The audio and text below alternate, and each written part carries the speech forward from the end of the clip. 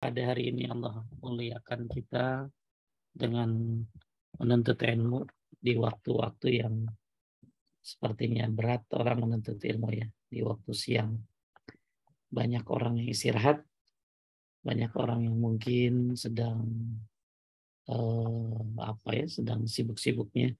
Mudah-mudahan yang menyempatkan diri menuntut ilmu mencari ridha Allah dapat balasan yang lebih karena di waktu yang harusnya istirahat dipakai untuk ketaatan kepada Allah Subhanahu wa taala. Sebagaimana kenapa dinamakan duha itu salat awabin. Salat duha disebut salat awabin. Salatnya orang-orang yang kembali kepada Allah. Orang-orang yang kembali kepada Allah. Ada yang menafsirkan karena di waktu duha itu kan jam 10-an, enak manusia istirahat. Tapi kemudian dipakai untuk mendekatkan diri kepada Allah. Maka kenapa salat duha disebut dengan salat awabin, salat yang orang-orang kembali kepada Allah, karena di waktu istirahatnya tetap dipakai untuk beribadah kepada Allah Subhanahu wa taala.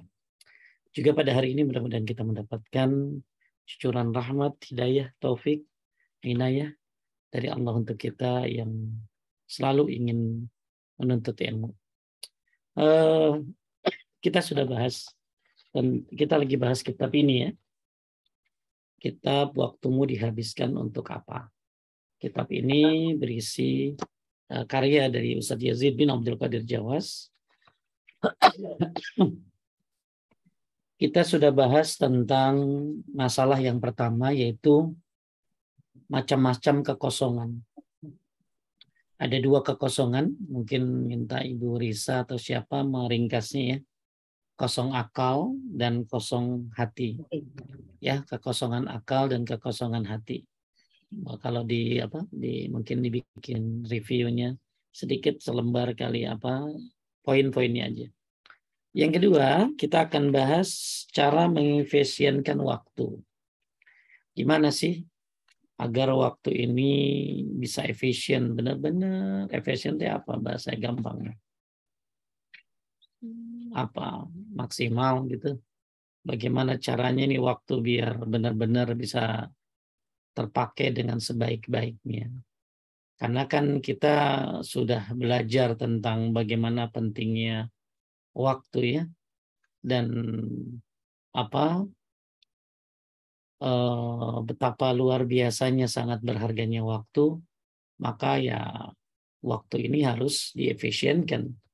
Bahkan Imam Asy-Syatibi mengatakan di antara tanda orang bahagia adalah orang yang wa mura'atihi li awqatihi, orang yang bisa menjaga waktunya. Maka benar-benar ketika kita berbicara tentang waktu, ya gimana supaya waktu ini bukan hanya berjalan tapi juga terpakai. Dan terpakainya dengan efisien.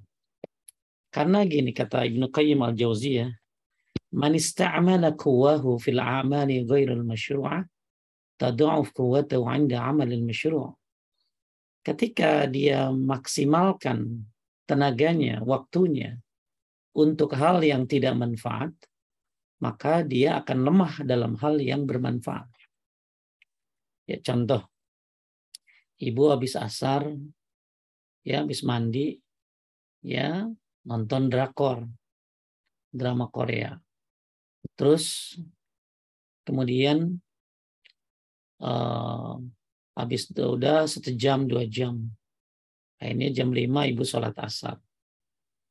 Ini waktu yang sudah ibu buang buat nonton drakor itu, ya, maka ibu akan lemah dalam hal yang manfaat. Jadi ketika kita kuat dalam hal yang tidak bermanfaat, maka akan lemah dalam hal yang bermanfaat.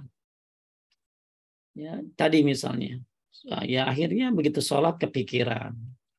Begitu sholat pasti mikirin yang lainnya. Begitu sholat kurang maksimal. Kenapa? Karena waktunya banyak dipakai untuk hal yang tidak bermanfaat. Jadi saya ulangi perkataan dari siapa tadi? Ibnu Qayyim al-Jauziyah. Man ista'mala quwwahu, barang siapa yang memakai kekuatannya fil a'mali ghairul masyru'ah, dalam amal-amal yang tidak ada syariatnya, dia pakai kekuatannya untuk amal-amal yang tidak ada syariatnya, maka tad'af quwwatu 'inda 'amalil masyru', maka dia akan lemah dalam amalan yang bermanfaat. Jadi ketika dia maksimalkan waktunya untuk hal yang tidak manfaat, maka dia akan lemah dalam hal-hal yang manfaat. Dan sebaliknya, ketika dia sibuk dengan amal-amal yang manfaat, dia akan lemah dengan amal-amal yang tidak manfaat. Ketika ibu taklim, sibuk menghabiskan waktu untuk ngurusin suami, anak-anak, menuntut ilmu, sholat, wajib, qobliyah, ba'diyah, DLL lah ibu kerjain. Tiba-tiba ada teman yang ngajain, Cin, yuk ini yuk, ya, gosip yuk, Cin ini yuk. Ibu udah malas, udah capek soalnya. Duh, nanti aja dah, ya, minimal mau bilang nanti gitu. Ya, kalau yang udah ngerti ilmunya, aduh, enggak ya, ayo ke mall, aduh, sampai mungkin untuk nongkrong itu juga malas gitu, karena sudah dihabiskan waktunya untuk hal-hal yang manfaat. Makanya perkataan Ibnu Qayyim ini menjadi sebuah cermatan bahwa ketika tenagamu kau habiskan untuk amal yang tidak manfaat, maka kau akan lemah dalam hal yang manfaat. Tapi ketika kau habiskan tenagamu untuk hal yang manfaat, maka kau akan lemah dalam hal yang tidak bermanfaat. Dan efek daripada orang tidak memanfaatkan waktu adalah sebagaimana memanfaatkan waktu agar bermanfaat. Hasan al-Basri mengatakan, min alamati a'radillah 'anil 'abdi ayaj'ala syughlahu fi ma la ya'ni. Di antara tanda apa? Tanda Allah berpaling dari seorang hamba. Ketika seorang hamba banyak melakukan amal yang tidak bermanfaat. Jadi amal tidak bermanfaat itu bukan hanya masalah kebuang saja ya. Tapi amal yang tidak bermanfaat menyebabkan Allah berpaling dari seorang hamba. Ini kata Hasan al-Basri, seorang tabi'in, ya, mengatakan bahwa min adamati i'radillah 'anil 'abdi, di antara tanda berpaling seorang hamba, di antara tanda berpaling Allah dari seorang hamba adalah ketika seorang hamba itu banyak melakukan amal yang tidak bermanfaat. Amalnya tidak efisien. Amalnya tidak dilakukan untuk hal-hal yang berarti. Maka ketika kita beramal, pastikan ya, antara dua, dapat manfaat akhirat atau manfaat dunia. Maka kalau Anda beramal nggak dunia kagak dapat, akhirat nggak dapat, ya jebol dua-duanya. Ya. Maka kata Ibnu Qayyim al-Jauziyah rahimahullah, ya, wa kullu afatin tadkhulu 'ala al-'abdi fasababuha di'ul waqti wa fasadil qalbi. Semua bencana yang menimpa seorang hamba, maka sebabnya adalah karena menyia-nyiakan waktu dan rusaknya hati. Jadi kenapa dia dapat bencana? Semua bencana yang menimpa seorang hamba sebabnya dua, kata Ibnu Qayyim. Rusaknya hati dan menyia-nyiakan waktu. Makanya setelah kita bahas tentang kekosongan akal dan kekosongan hati, maka kita akan bahas sekarang cara mengefisienkan waktu agar waktu itu bermanfaat. Agar waktu itu, karena gini loh, umur ini akan dipertanggungjawabkan nanti di akhirat. Ya, manusia ini tidak akan bergerak kakinya di akhirat hatta yus'al an khams. Ketika sampai dia ditanya tentang 5 hal. Yang pertama, umurnya dihabiskan untuk apa? Waktunya dihabiskan untuk apa? Maka umur ini anugerah Allah yang terzolimi. Umur ini, waktu ini anugerah Allah yang terabaikan. Maka agar kita sadar bahwa begitu penting umur ini, maka kita harus sadar bahwa pertama, ini yang penting untuk kita sadari.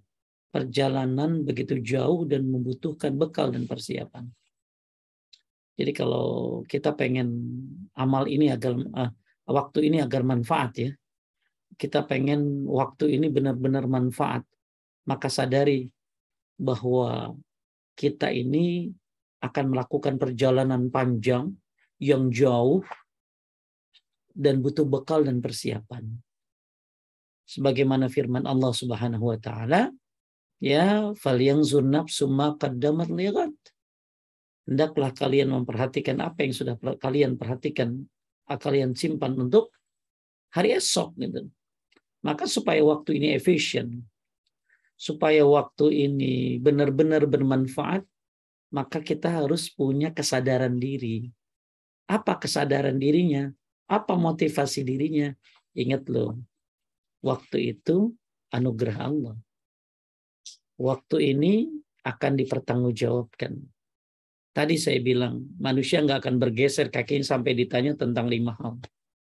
Pertama, umurnya. Untuk apa? Kemudian masa mudanya dihabiskan untuk apa? Hartanya dari mana dan untuk apa? Kemudian yang terakhir, apa ilmu yang sudah kau amalkan? Maka sadari, waktumu harus manfaat. Kalau tidak, maka nanti akan ada pertanggungjawaban. Maka sadarilah motivasi dirimu bahwa kenapa kau harus mengefisienkan waktu. Kenapa waktu ini harus benar-benar manfaat. Karena waktu adalah anugerah dari Allah yang harus kita pergunakan dengan baik. Yang kedua, sadarilah bahwa perjalanan begitu jauh dan membutuhkan bekal dan persiapan. Abu Hurairah radhiyallahu an menangis sebelum meninggal sambil berkata, abki ala qillati zadi wa bu'd as-safari. Aku menangis karena merasa bekalnya kurang sedangkan perjalanan begitu jauh. Itu ya, karena waktu. Jadi bekal sedikit tapi perjalanan jauh. Itu Abu Hurairah ya. Gimana kita? Sahabat Nabi saja merasa bekalnya kurang, gimana kita? Kemudian supaya amal ini efisien, manfaat, maka sadarilah betapa banyak nanti orang yang menyesal di akhirat. Dalam sebuah riwayat disebutkan nanti ada orang yang nyesel banget karena pernah beberapa saat saja tidak berzikir kepada Allah Subhanahu wa taala. Beberapa saat saja pernah tidak zikir kepada Allah. Gimana orang yang hari-harinya lalai? Bagaimana orang yang waktu-waktunya habis untuk Instagram, untuk YouTube, habis untuk melihat kegiatan orang lain yang tidak bermanfaat buat dia, habis waktu-waktunya untuk media sosial, berapa jam? Sedangkan nanti di akhirat ada orang yang pernah sesaat saja tidak zikir, dia menyesal. Gimana orang yang memang waktunya dihabiskan untuk hal yang tidak bermanfaat? Tentu penyesalannya lebih. Kemudian agar waktu ini bermanfaat, efisien, maka sadarilah bahwa umur umat Nabi Muhammad ini cuma sampai 60-70 tahun. Tidak seperti umat-umat dahulu sampai ribuan tahun. Maka umurnya pendek umur umat Nabi Muhammad ini. Maka penting untuk memanfaatkan waktu karena umur kita nggak banyak. Sekarang aja usia-usia muda banyak yang kena stroke. Usia muda banyak yang kena sakit parah yang mungkin zaman dulu hanya dimiliki oleh orang tua. Kemudian gunakan kesempatan dengan baik. Nah, inilah yang akan kita bahas. Jadi tadi hanya sedikit dari saya tambahan. Supaya waktu ini efisien, bermanfaat, maka penting untuk menyadari satu, bahwa umur ini anugerah dari Allah yang akan dipertanggungjawabkan. Kedua, perjalanan itu jauh, butuh bekal yang banyak. Ya, yang ketiga, bahwa umur umat Nabi Muhammad ini pendek. Ya, umur umat Nabi Muhammad ini pendek. Maka bagaimana supaya waktu yang pendek ini tapi penuh dengan bekal, penuh dengan amal. Kemudian yang keempat, ya, bahwa sebab orang waktunya banyak terbuang sia-sia, akan terjadi penyesalan nanti. Ya. Kemudian juga tadi saya sampaikan perkataan Hasan al-Basri, di antara tanda Allah yang berpaling dari seorang hamba adalah ketika seorang hamba banyak melakukan amal yang tidak bermanfaat. Taib, saya akan share screen makalahnya, bukunya. Mungkin bagi ibu-ibu yang udah punya buku, silakan cari di Tokopedia, bukunya banyak ya. Taib, kita masuk kepada poin yang kedua. Setelah kita bahas tentang kekosongan akal dan kekosongan hati, maka kita akan bahas cara mengefisienkan waktu. Taib, pertama, boleh dibantu baca. Pertama, kegiatan yang bermanfaat. Seorang muslim harus melakukan hal-hal yang bermanfaat untuk dirinya, dunia dan akhiratnya, orang tuanya, keluarga, masyarakat, dan lainnya. Kegiatan yang paling bermanfaat baginya yaitu beribadah hanya kepada Allah, dan dia wajib menggunakan waktunya untuk beribadah kepada Allah, karena ia diciptakan untuk beribadah kepada Allah subhanallahi wa ta'ala. Allah Ta'ala berfirman, jadi pertama supaya waktu ini efisien, maka pertama kegiatannya harus bermanfaat. Ya, maka tadi saya bilang, kata Ibnu Qayyim, kalau waktu dipakai untuk yang tidak bermanfaat, maka dia akan lemah dalam hal yang manfaat. Dan apa contoh amal bermanfaat itu? Yang bermanfaat untuk dirinya, dunia dan akhiratnya. Ya, untuk orang tuanya, keluarganya, manfaat nggak nih waktunya nih untuk dirinya? Itu yang pertama. Manfaat nggak nih waktunya untuk dunianya nih? Ya, akhiratnya apalagi, dapat nggak nih buat akhiratnya nih? Kemudian buat orang tuanya, kira-kira ini waktu yang saya buang ini manfaat nggak buat orang tua saya? Ya, yang udah meninggal, manfaat nggak tuh waktu buang yang sudah kau buang itu untuk mendoakannya, buat keluarganya, masyarakatnya, ya, dan lain-lain lah. Oleh karena itu, kegiatan yang paling bermanfaat baginya, ya semuanya dilakukan beribadah hanya kepada Allah, dan dia wajib menggunakan untuk beribadah kepada Allah saja. Karena manusia diciptakan untuk ibadah. Maksudnya gini loh, jadikan hari-harimu semuanya manfaat. Gimana supaya manfaat? Maka supaya manfaat, jadikan semuanya untuk ibadah. Contoh misalnya, ya olahraga. Olahraga kan hal-hal yang mubah. Maka bisa jadi manfaat, diniatkan olahraga biar sehat. Kalau sehat, dia bisa ngurus orang tuanya. Kalau sehat, bisa ngurus suami, bisa ngurus anak-anak, ibadah lebih bagus, lebih banyak. Kan berapa banyak orang pengen ibadah karena sakit, ya susah jadinya. Apalagi tidurnya. Jadikan buat ibadah. Ya, jadi orang-orang dulu tuh kalau tidur tuh diniatkan ibadah. Ya, diniatkan ibadah dan diniatkan istirahat untuk ibadah berikutnya. Supaya cari tenaga. Ya, cari tenaga buat ibadah berikutnya. Kan lemas juga kalau nggak tidur. Maka gimana tidur supaya jadi ibadah? Makanya ada satu perkataan kalau nggak salah dari Ibnu Mas'ud, kami mencari pahala tidur sebagaimana kami mencari pahala qiyamul lail. Jadi mencari pahala tidur sebagaimana mencari pahala qiyamul lail. Jadi tidur aja dicari pahalanya, apalagi qiyamul lail gitu loh. Ya. Terus juga sampai orang dulu mah ya hubungan suami istri aja diniatkan ibadah. Gimana tidak jadi ibadah kalau dia berzina, kan jadi dosa tentunya. Nah, kenapa semua harus diniat? Jadi sebenarnya seorang muslim itu bisa 24 jam ibadah. Dan memang kita diciptakan untuk ibadah. Sebagaimana firman Allah, "Wa ma khalaqtul jinna wal insa illa liya'budun." Aku tidak menciptakan jin dan manusia melainkan mereka beribadah hanya untuk kepada Allah Subhanahu wa taala. Mereka beribadah hanya kepadaku. Jadi kita ini diciptakan bukan untuk sia-sia. Kita diciptakan bukan untuk hal yang negatif. Kita diciptakan untuk ibadah. Maka bagaimana hari-hari kita lalui untuk ibadah. Ngantar anak ke sekolahan. Niatin ibadah. Ya, berangkat baca doa. Naik kendaraan baca doa. Ya, sambil nyetir ibu-ibu ya baca zikir, dengerin murotal. Ya, niatin supaya nganterin anak ini. Ya, anak biar jadi anak yang saleh. Maka Masya Allah ya, seorang muslim ini sampai matinya aja bisa dapat pahala.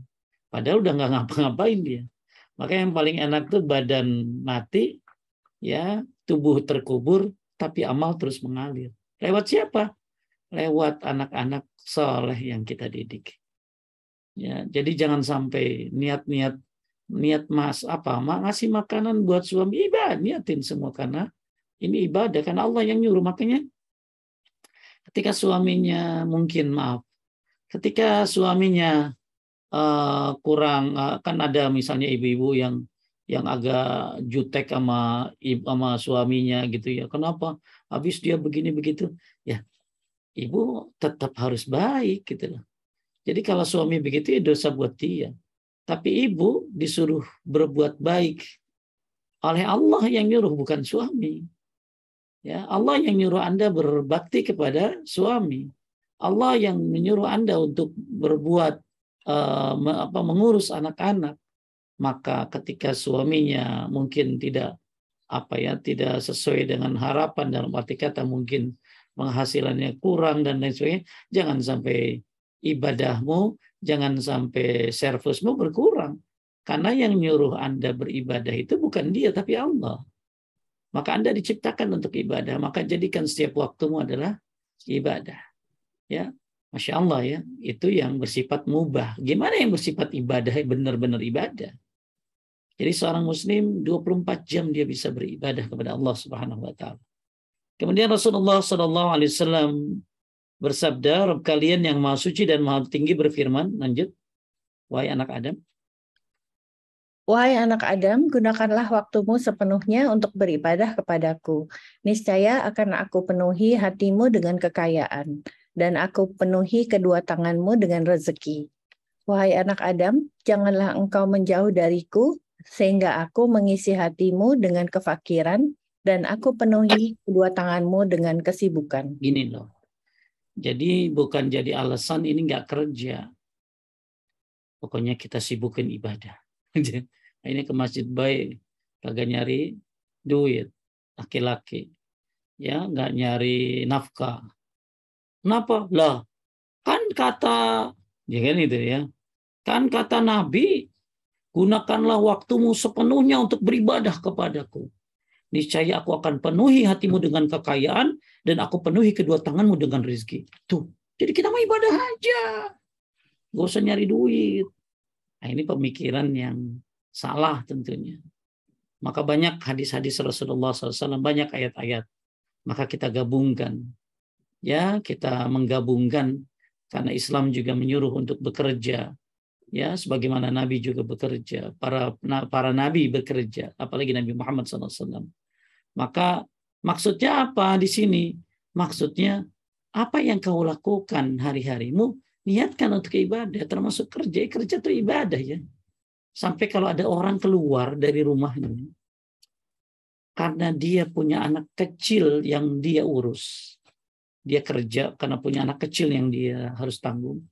Dia punya orang tua yang dia harus biayai, nafkahi. Dia keluar dari rumahnya karena nggak mau minta-minta. Dalam riwayat, orang ini termasuk fi sabilillah. Orang ini termasuk fi sabilillah. Bayangkan. Ya, ternyata di jalan Allah orang ini. Jadi kita tahunya fisabilillah itu orang yang berjuang, orang yang berperang, orang yang menuntut ilmu. Termasuk orang yang fisabilillah adalah orang yang bekerja, keluar dari rumahnya karena ingin menafkahi anak yang masih kecil, karena nggak mau minta-minta, karena punya orang tua yang harus dia bahagiakan. Maka orang ini fisabilillah. Ya, maka ketika kita kerja niatkan ibadah, olahraga niatkan ibadah, semuanya niatkan ibadah. Sampai mungkin ke kamar mandi pun kita masih ibadah loh. Baca doa bismillah, Allahumma inni a'udzubika minal khubuthi wal khaba'is. Kita buang semua kotoran supaya apa? Habis mandi seger, bisa sholat asar lebih khusyuk, lebih segar, lebih semangat.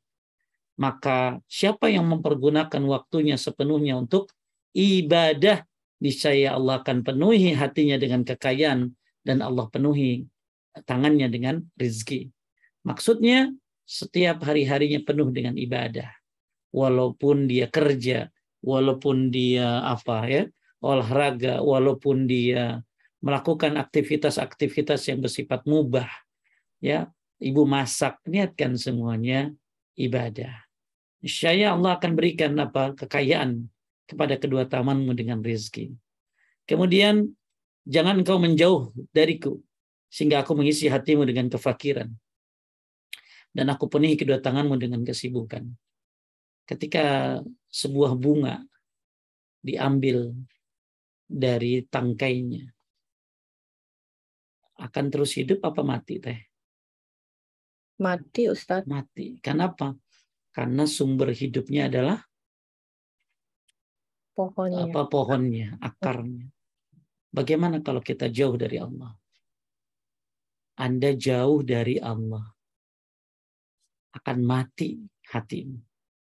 Ya, walaupun kau diberikan kekayaan, akan terasa kosong, hampa dirimu. Walaupun kau diberikan ketenaran, akan kosong hatimu. Karena jauh dari Allah Subhanahu wa ta'ala. Maka pernah ada seorang mu'allaf, ya, luar biasa. Ya, ketika dia masuk Islam, kemudian dia disuruh milih Islam, ya, milih Allah atau milih keluarganya. Dia bilang, saya pilih Allah. Masya Allah, luar biasa. Jadi Bapak Ibu sekalian menaikkan Allah, jangan kau jauhkan dirimu, hari-harimu dari Allah Subhanahu wa ta'ala. Walaupun terasa kayanya duniawi, padahal hatimu penuh dengan akhirat.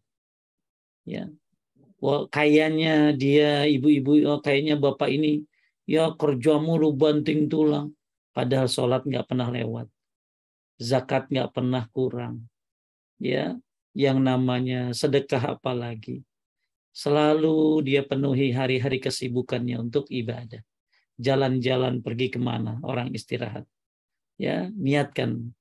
Malah dalam sebuah jadi gini, futur itu kan orang tadinya semangat jadi lemah. Itu salah satu obatnya yang nomor 20 itu jalan-jalan. Ya, ketika Anda jalan-jalan bersama keluarga, bukan hanya untuk ketawa-ketawa, senang-senang sama anak, sama suami, sama istri, tapi niatkan ibadah. Kenapa? Karena salah satu cara menghilangkan futur nomor 20 adalah dengan jalan-jalan bersama keluarga. Ya, waktu di jalan-jalan sama keluarga, senang-senang. Nah, ini bagian daripada menghilangkan futur. Ya, jadi bukan berarti Islam itu kerjanya di masjid aja, kagak. Ya, dia mau di masjid banget mulu, soleh, sampai istrinya aja kelaparan. Ini jangan salah tuh. Dia melakukan, orang Islam tuh aktif sehari-hari, melakukan apa yang dia bisa kerjakan. Untuk apa tadi? Untuk keluarga, untuk orang tua, untuk masyarakat, untuk dirinya, untuk akhirat. Tapi semua itu dia bungkus dalam lillahi ta'ala. Lelahnya untuk lillah. Ya, itu sering Ibu nulis begitu ya. Ya, lelahnya jadi lillah. Semua lelahnya lillah, untuk Allah Subhanahu wa ta'ala. Karena perintah Allah Subhanahu wa ta'ala. Insyaallah Allah penuhi hatinya dengan kekayaan. Allah penuhi tangannya dengan rizki.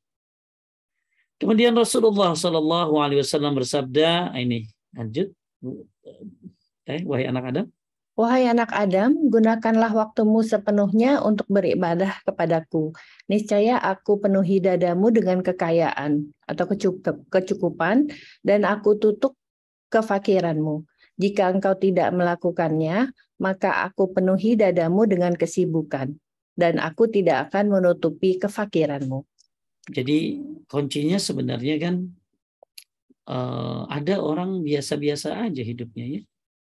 kayaknya miskin, tapi Masya Allah tenang banget, qanaah hidupnya. Ya. Jadi ketenangan itu ya bukan dari kekayaan. Kalau memang ketenangan dari kekayaan, orang-orang kaya nggak akan bunuh diri. Orang-orang kaya nggak akan narkoba. Ada nggak orang kaya narkoba teh? Orang kaya tapi narkoba. Banyak sekali Ustadz. Ya, kalau ditanya alasannya apa? Cari Kos ketenangan. Cari ketenangan. Tuh. Ya kalau memang kekayaan itu adalah ketenangan, nggak bakalan dia narkoba. Ketenaran. Ya, sangkain tenar makin ini, kagak enak. Kehidupanmu sampai ke kamar mandimu juga ketahuan, diteliti. Ya, ketenaran, kirain enak orang tenar gitu ya. Ya kemana-mana aja kagak tenang. Ya, bikin salah dikit jadi masalah. Maka ketenaran, bahkan ada orang tenar bunuh diri. Maka yang ketenangan ini adalah karena dekatkan dirimu kepada Allah Subhanahu wa ta'ala. Taib, lanjut. Maksud melaksanakan ibadah di sini yaitu dengan melaksanakan tauhid dan beribadah hanya kepada Allah Subhanahu wa ta'ala, berdoa meminta tolong di saat sulit, mengharap, takut, tawakal, bernadar, menyembelih, dan lainnya. Wajib dilakukan hanya kepada Allah. Karena Allah, di jalan Allah, dan menurut syariat yang diajarkan Nabi Muhammad SAW. Baik, kita lebih spesifik lagi. Kalau tadi kita berbicara tentang amalan yang bersifat global hari-hari. Ya, ibu-ibu dari mulai apa Teh Vina? Dari mulai apa? Jadi jangan bilang amalmu tidak manfaat kalau semuanya karena Allah. Ya, misalnya dari mulai masak, nyiapin pakaian, ya, melakukan hal-hal rumah tangga. Anda lakukan ini karena Allah yang nyuruh. Rasulullah SAW yang perintah. Ini jadi pahala besar. Ya. Kemudian nganterin anak ke sekolah. Habis itu ngapain? Pulang lagi, ada ibu-ibu yang pulang lagi. Terus dia makan dulu. Banyak ibu-ibu makan di mobil tuh. Banyak makan di mobil. Ya. Kemudian bahkan tidur di mobil sambil nungguin anaknya pulang 1 jam lagi pulang tanggung, dia tidur di mobil. Ya, mobil nyala, dia nyalain AC, dia buka sedikit kaca, dia tidur. Ya. Ada lagi mungkin yang terus akhirnya dia nganter les anaknya, semua dia lakukan ini. Itu anggaplah semua bersifat global, yang penting ada manfaatnya buat dirinya, duniawinya, tapi diniatkan untuk ibadah kepada Allah. Nah sekarang ibadahnya lebih spesifik lagi. Ya, seperti bahwa manusia juga di samping beribadah, maka dia harus ibadah di sini adalah melaksanakan ibadahnya, berdoa, meminta tolong, tawakalnya, bernazarnya dalam hal-hal ibadah ya hanya untuk Allah Subhanahu wa taala dan sesuai dengan syariatnya. Maksud Nabi Muhammad SAW. Maksudnya apa? Ketika ibadah-ibadah yang bersifat perintah ya, lalu Anda niatkan bukan karena Allah, ya jadi tertolak. Contoh, bernazar misalnya. Bernazar kan bagus ya. Ya, bernazar boleh ya, ada yang membolehkan selama untuk ketaatan. Tapi ada juga yang mengatakan bernazar adalah orang pelit. Tapi bernazar boleh selama untuk ketaatan. Nah, ketika ada orang yang bernazar tapi bernazarnya kepada orang yang mati, kepada selain Allah, ya tentu ini kesyirikan. Kalau tadi saya berbicara seluruh kehidupan, berbicara tentang hal-hal yang mubah, ya semuanya untuk ibadah. Hal-hal yang mubah saja bisa jadi ibadah kalau kan Allah. Nah sekarang hal-hal yang bersifat apa? Bersifat ibadah misalnya, yang benar-benar ibadah yang diperintahkan, yang bukan bersifat mubah, bahkan bersifat sunnah atau bersifat wajib, seperti bernazar. Maka nggak boleh bernazar kecuali hanya kepada Allah. Maka ketika Anda bernazar untuk selain Allah, Anda akan tidak manfaat amalnya. Ya kan kita lagi bahas bagaimana amal itu biar manfaat. Bagaimana waktu itu biar manfaat. Contoh, ya dia takut. Ya takut ini ya kan ada takut yang bersifat harus itu kepada Allah, ada takut yang bersifat wajar, takut api, takut binatang buas, ya. Tapi ketika dia takutnya kepada setan, ini suatu hal yang dia harusnya tidak dilakukan, tidak seperti itu gitu. Kemudian seperti apa lagi? Menyembelih. Menyembelih ini kan kurban, ya Idul Adha, ya apalah, ya. Ada juga menyembelih karena ada tamu, dibolehkan. Kenapa? Karena kita disunnahkan untuk memuliakan tamu. Tapi ketika kita menyembelih untuk bernazar, menyembelih untuk selain Allah, ini jadi syirik tentunya. Ya, jadi hal-hal yang bersifat ibadah, hal-hal yang bersifat wajib, hal-hal yang bersifat sunnah, kan ada yang bersifat wajib, ada yang bersifat sunnah, ada yang bersifat mubah. Nah, yang bersifat wajib dan bersifat sunnah ini dan bersifat mubah ini semuanya ya harus karena Allah. Yang mubah saja harus karena Allah, apalagi yang bersifat sunnah dan wajib. Seperti apa tadi? Berdoa. Ya berdoa ya harus kepada Allah dong. Ya, maka nggak usah Anda berdoa minta kepada selain Allah. Ya, minta kepada Syekh Abdul Qadir Jailani, ya nggak boleh. Harus minta kepada Allah. Iyyaka na'budu wa iyyaka nasta'in.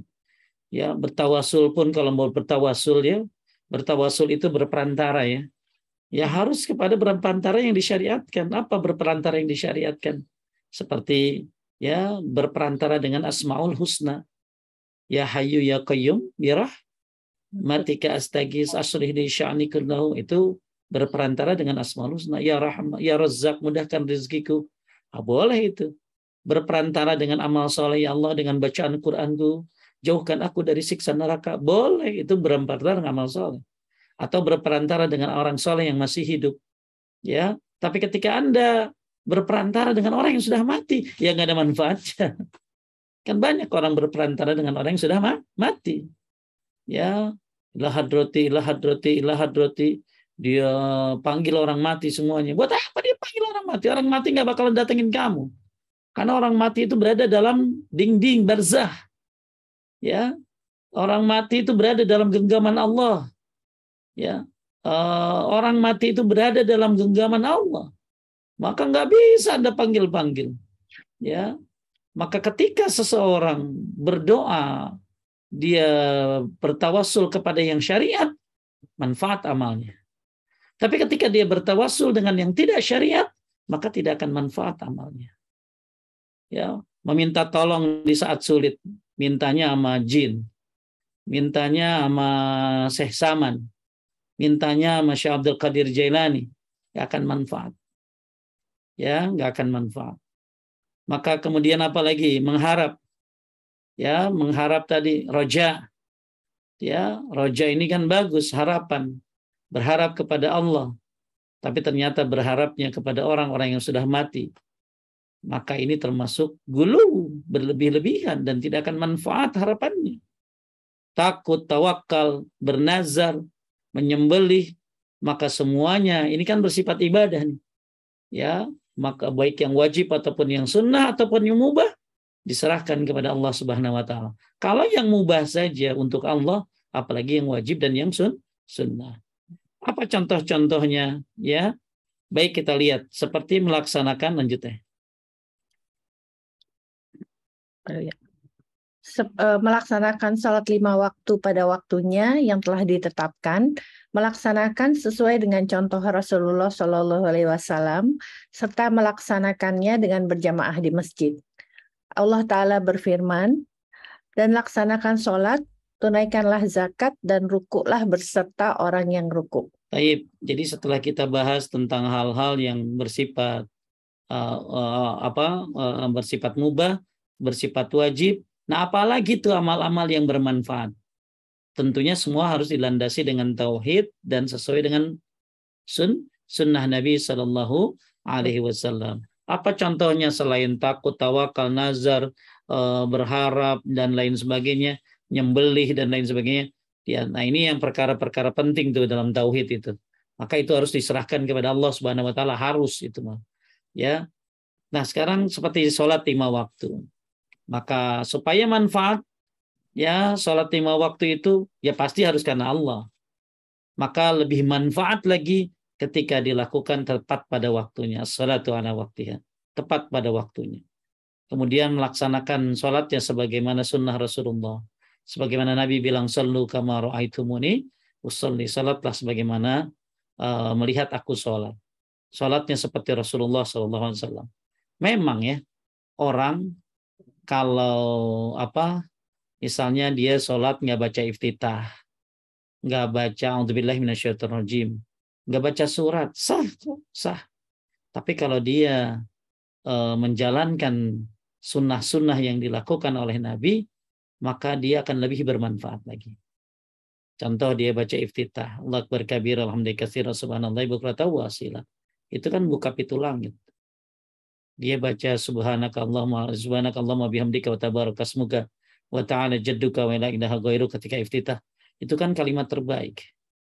Ya, kalimat terbaik. Bahkan Abu Bakar, Umar, Utsman membaca kalimat itu ketika iftitah. Jadi memang dalam sholat itu ada hal-hal yang kalau Anda nggak kerjain ini bisa sah. Asal rukunnya, syaratnya dapat, wajibnya dapat. Tapi dengan melaksanakan sunnah-sunnahnya, ya, yang diajarkan oleh Nabi, seperti iftitah, a'udzubillahi minasyaitonirrajim, baca surat, ya, apalagi baca surat ya, baca surat itu dalam sholat, 3 ayat itu kayak 3 ekor onta yang bunting dan gemuk. Dalam riwayat Muslim disebutkan 3 ayat kayak 3 ekor onta yang bunting dan gemuk. Gimana kalau dia baca surat-surat yang panjang? Misalnya Sabihis aja ya, Al-A'la. Ada berapa? 19 ayat ya. Berarti 19 ekor onta yang bunting dan gemuk. Jadi sholat akan lebih bermanfaat lagi. Ibadah ketika yang sunnah-sunnahnya Anda masukin, Anda ikuti.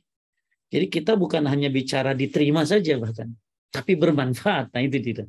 Ya, jadi sholat sah asal baca atau kabiratul ihram, asal baca Fatihah, tumanina, ya syarat-syaratnya yang 13 itu ada, sah. Tapi nggak ada sunnah-sunnahnya, nggak apa-apa. Ya kaki nggak usah rapet ketika sujud, tangan nggak usah rapet ketika sujud, ya begini, sah kok. Tapi ketika Anda begini lagi sujudnya, kakinya rapet, ya tangannya nggak boleh menyentuh ininya, nggak boleh ke karpet ya, nggak boleh ke sejadah. Maksudnya rapet sama sajadah begini tuh rapet ini ya, begini kayak anjing. Maka Anda kan bukan hanya amalnya diterima, kan diterima karena Allah ya sesuai sunnah, tapi juga Anda akan bermanfaat amalnya. Kenapa? Karena ada tambahan di situ.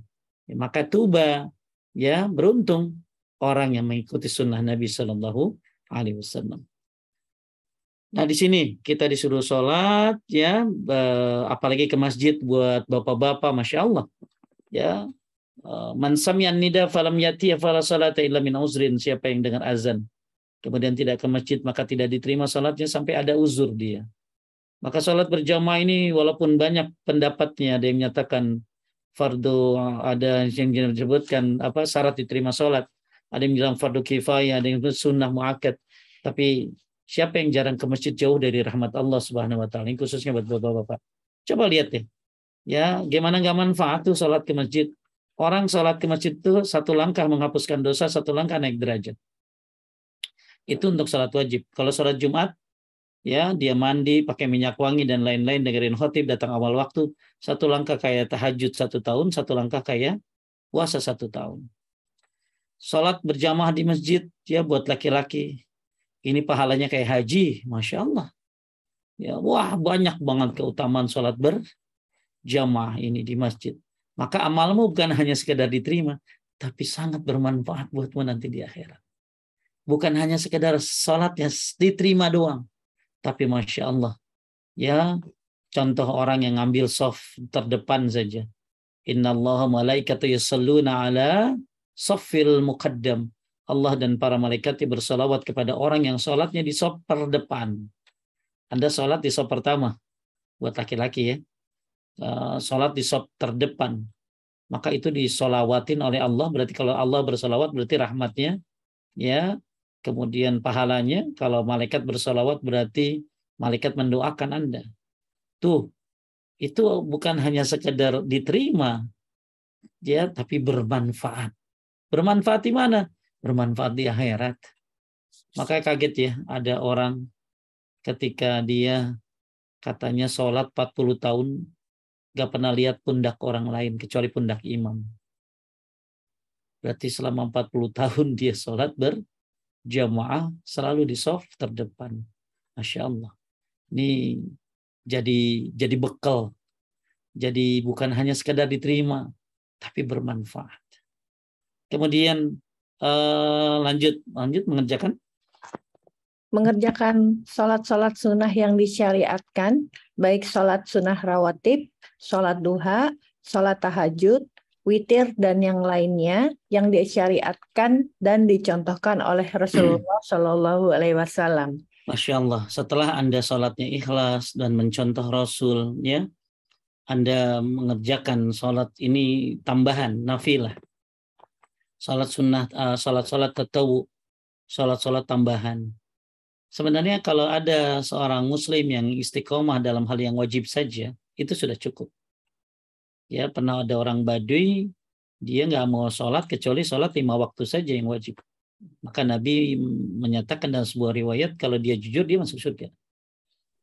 Kata Imam Nawawi, kalau orang yang menjalankan wajib saja punya kesempatan masuk surga, gimana kalau dia bukan hanya menjalankan yang wajib, tapi menjalankan yang sunnah? Maka Masya Allah, yang menjalankan sunnah ini dia punya tambahan, ya, bukan hanya amalnya sudah cukup dengan wajib saja, tapi dia punya tambahan. Bukankah di antara kita sering punya tambahan, senang punya tambahan? Nah, sekarang tambahannya ini amal ibadah, tambahan bekal di akhirat. Seperti apa salat-salat sunnah yang disyariatkan, seperti qabliyah ba'diyah. Jalanin qabliyah ba'diyah, ada yang 10, ada yang 12, ada yang 22. Ya. Ada yang kalau yang 10 qabliyah duhur, ba'diyah duhur, 2 ya. Ke ba'diyah maghrib, ba'diyah isya, qabliyah subuh. 10 tuh Ibnu Umar hadisnya. Ya, 10. Kalau hadis yang selanjutnya dari istri Nabi, saya lupa Aisyah atau Ummu Salamah ya, itu 12, 4 sebelum duhur, 2 setelah duhur, 2 setelah maghrib, 2 setelah isya, 12, 2 sebelum subuh, itu 12, dapat rumah di surga. Kemudian kalau mau ngambil yang lebih dahsyat lagi, 22, 4 sebelum duhur, 4 setelah duhur, 4 sebelum asar, ya, 2 sebelum maghrib, 2 setelah maghrib, 2 sebelum isya, 2 setelah isya, 2 sebelum subuh, total 22. Maka Masya Allah, 4 rakaat sebelum duhur dan 4 rakaat setelahnya diharamkan dari api neraka. 4 qabliyah asar dapat rahmat dari Allah. Rahimallah rajulan yusalli qabla al-'asyi arba'an. Dan lain-lain banyak, itu salat sunnah rawatib yang total jumlahnya berapa tadi? 22. Ya. Kalau Anda nggak bisa ya 12, nggak bisa ya 10, nggak bisa ya qabliyah duhur sama qabliyah subuh. Nggak bisa, jangan sampai nggak qabliyah subuh. Nggak bisa juga ya wajib aja deh. Ya. Kemudian apalagi duha. Kemarin udah dibahas bagaimana keutamaan duha. Ya, duha itu sholat orang yang kembali kepada Allah. Keutamaannya banyak banget. Bukan duit duha teh, ya, bukan rezeki aja yang ada di otaknya. Duha ini Masya Allah sedekah badan. Duha ini ya, kalau yang sholatnya sampai 2 rakaat dapat derajat ini. 4 rakaat dapat derajat ini. 6 rakaat derajat ini, 8 rakaat derajat, 12 rakaat dapat derajat ini. Ya, kemudian lain-lain lah, terbanyak keutamaan salat duha. Anda kerjain, insya Allah manfaat. Kenapa? Ya karena ada dalilnya. Ya, Anda lakukan ikhlas dan ada dalilnya. Sekarang Anda lakukan sholat yang nggak ada dalilnya. Seperti apa Pak Ustadz sholat yang nggak ada dalilnya? Itu sholat birrul walidain. Ya, terkenal di masyarakat ada sholat namanya sholat birrul walidain. Sholat berbakti sama orang tua. Orang tua mah diurus, dinafkahin, bukan disolatin. Disolatin mati kali. Ya, jadi ada kata sholat berbakti sama orang tua. Ya, ada lagi kata sholat kifaratul baul. Sholat supaya terbebas dari dosa kencing.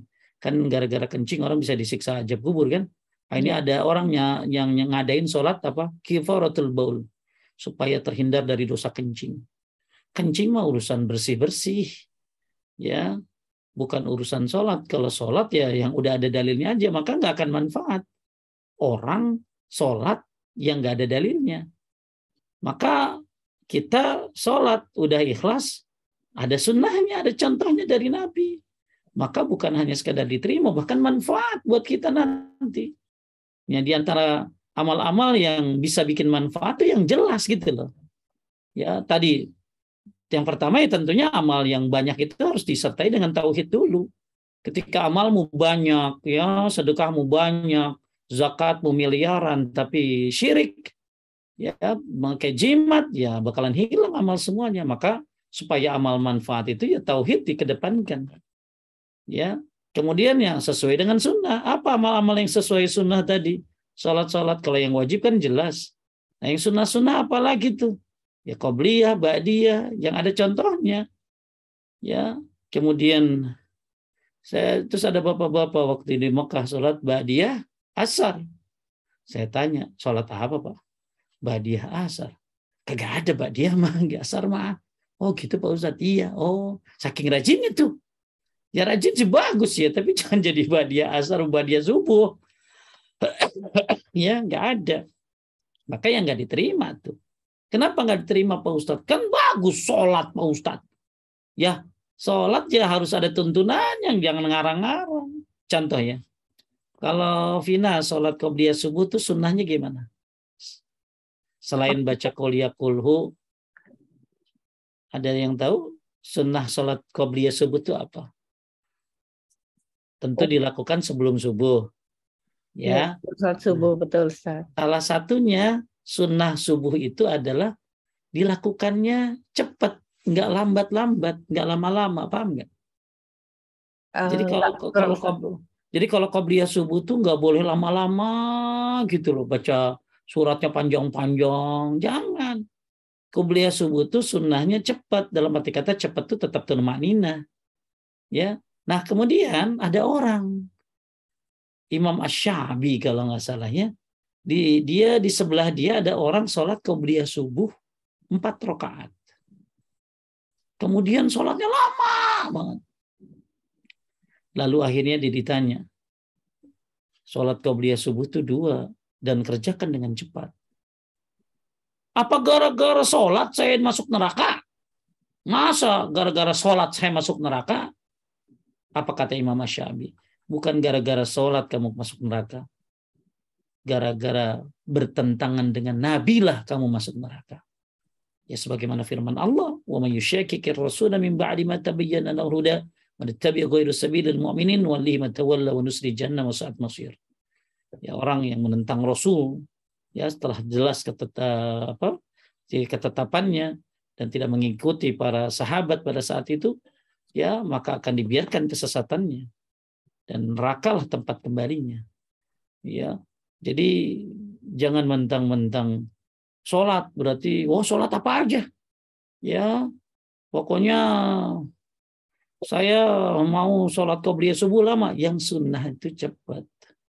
Ya, dan 2 rakaat. Jangan ngarang jadi 4 rakaat.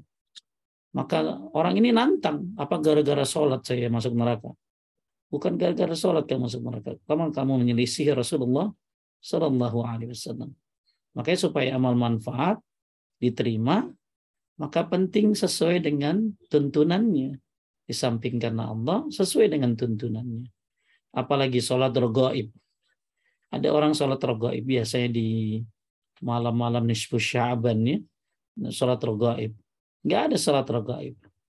Ada sholat apa lagi lah. Ya saya nggak hafal. Banyak sholat-sholat bikinan. Sholat-sholat karangan. Padahal sholat-sholat yang udah ditentukan aja kita kepepet, keteter. Coba, bener ya? Iya, Keteter ya? Iya coba. Qobliyah ba'diyah aja kita kadang on, kadang off. Kadang 22, kadang 12, kadang 10. Yang udah ada jelas aja kita kepepet. Ngapain ditambah yang kagak jelas? Makanya ketika Anda ibadahnya jelas sesuai dengan tauhid dan sunnah, maka Anda akan yakin amal ini bermanfaat dan diterima oleh Allah. Ya, apalagi salat tahajud. Udah jelas. witir jelas. Ya, ya hajat tuh nggak ada Pak Ustadz. Salat hajat tuh hadisnya lemah sekali. Maka nggak usah dikerjain. Jadi kalau mau Anda punya kebutuhan, ya sholat tahajud aja karena Allah. Lagi sujud minta sama Allah. Ya, perbanyak doa lagi sujudnya. Sebelum salam minta kepada Allah. Ya, tahajud itu luar biasa keutamaannya. Ya. Kemudian apalagi ya dan lain-lain yang disyariatkan dan dicontohkan oleh Rasulullah SAW. Jadi ini akan manfaat nih. Kenapa? Karena dilandasi tauhid dan ada syariatnya dari Rasulullah SAW. Apalagi? Lanjut mengerjakan?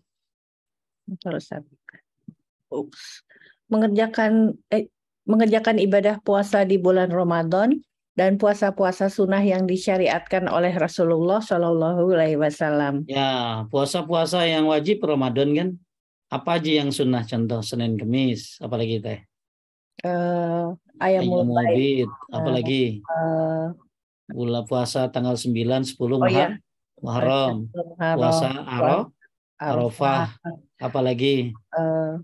Ayo. Puasa hari kelahiran itu Ustaz bisa? Nah, kagak ada puasa hari kelahiran mah.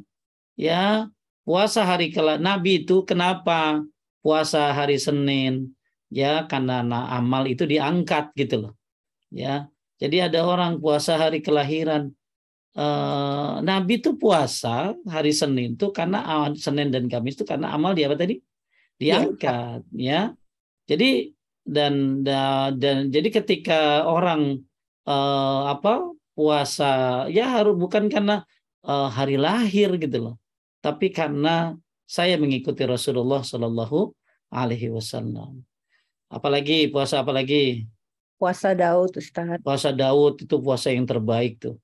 Kalau Anda sudah puasa Nabi Daud, nggak usah puasa yang lain ya.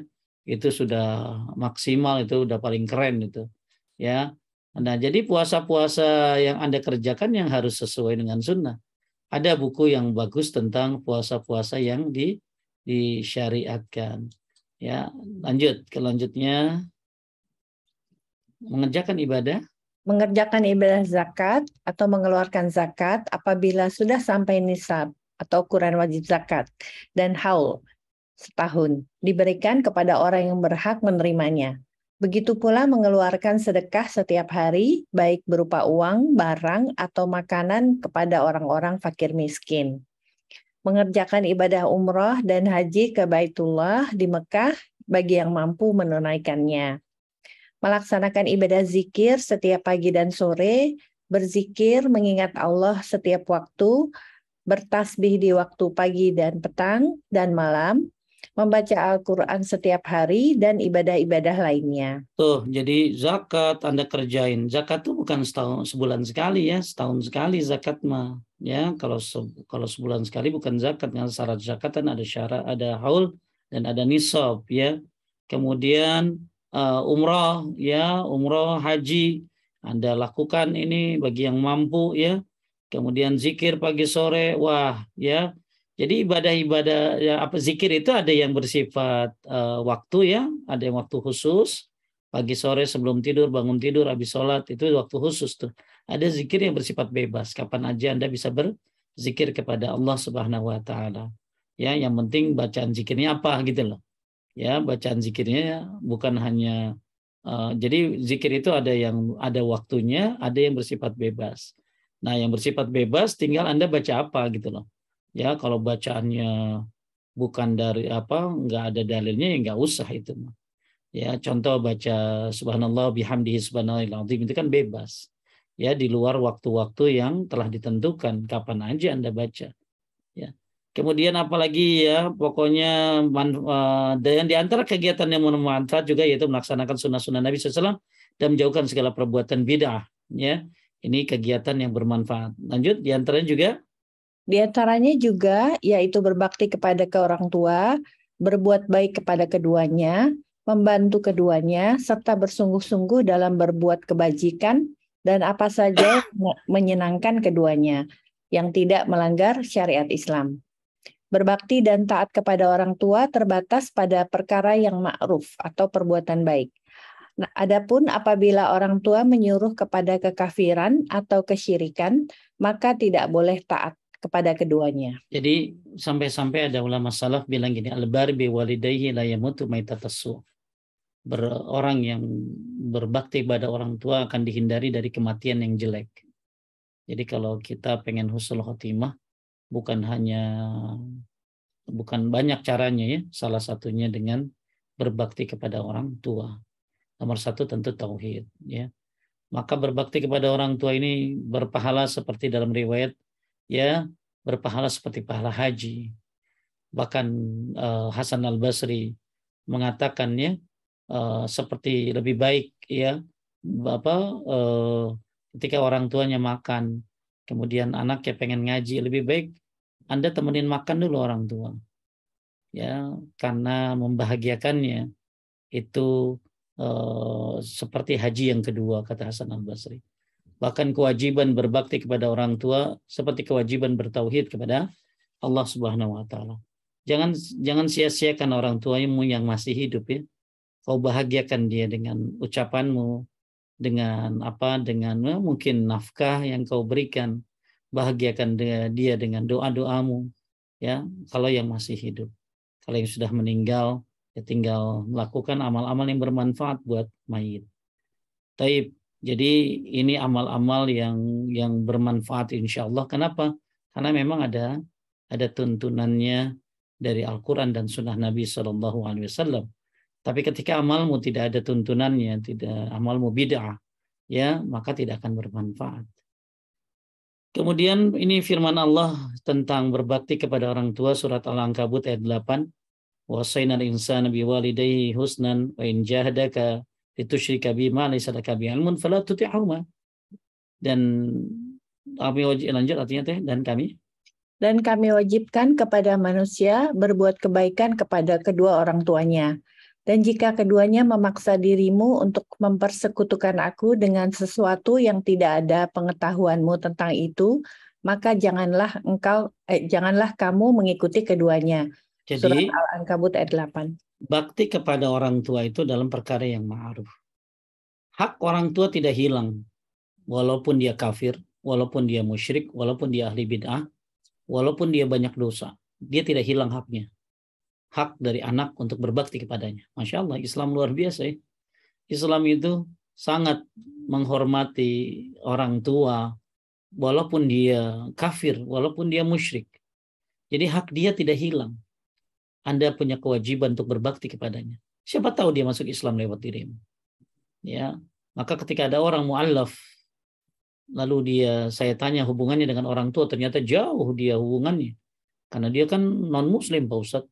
Maka saya kasih tahu, lah kamu harus berbakti sama dia. Ya, kenapa? Apakah kamu tega dia berpisah jalan dengan dirimu? Kau di atas kebenaran, sedangkan dia di atas kesyirikan. Jadi maksudnya, ya tetap harus diurus orang tua mah tuh. Ya mungkin suatu saat dia bertanya, kenapa sih lu ngurusin gua? Ya karena Islam ngajarin saya begini mah.